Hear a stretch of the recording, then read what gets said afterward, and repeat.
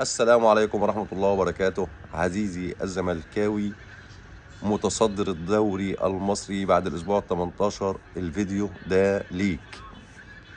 اوعى تسمع أي حد يقول لك نتقابل آخر الدوري، قول له قابلني دلوقتي يا نجم.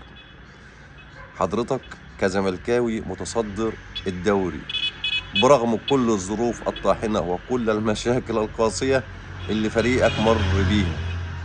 سيادتك أو حضرتك أو سيادتك أو حضرتك بعد كأس الأمم الأفريقية لو قلت لحد أنا كزملكاوي هبقى متصدر الدوري في الدور الأول، هيقول لك يا عم أنت مجنون، أنت يا عم إيه، روح اتعالج وتعالى لي. الجنان ولا معقول بقى حقيقة وبقى معقول، مش بالصدفة، بالأداء والروح وباللعب الحلو. أيوه، باللعب الحلو.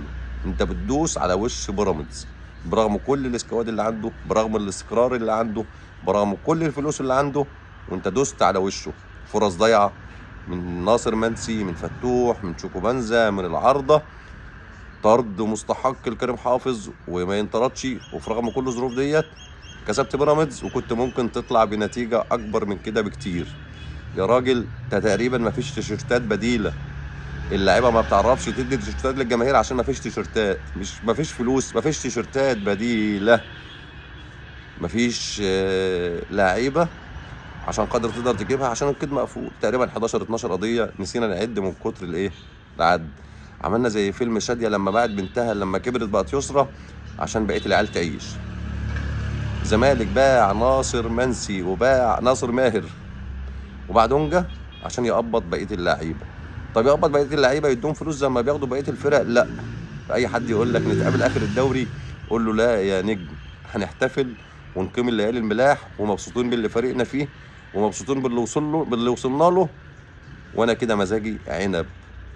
وكل ماتش بماتش، اركن يا باشا وراك واركن ورا ظهرك، والماتش خد الماتش. واحنا كجمهور هنحتفل ونهيص ونزيط ونعمل كل حاجه. فرقه احتفل يوم الماتش يا كابتن، احتفل يوم الماتش. تنام تقوم تركز في اللي جاي، خد ماتش بماتش، كلها ماتشات كؤوس. الظروف صعبه جدا ومع ذلك انت متصدر. عمر جابر مصاب، يطلع ولد محمد ابراهيم باك يمين. فتوح وبنتايج مش موجودين، بنتايج بيفسع عقده ويرجع تاني.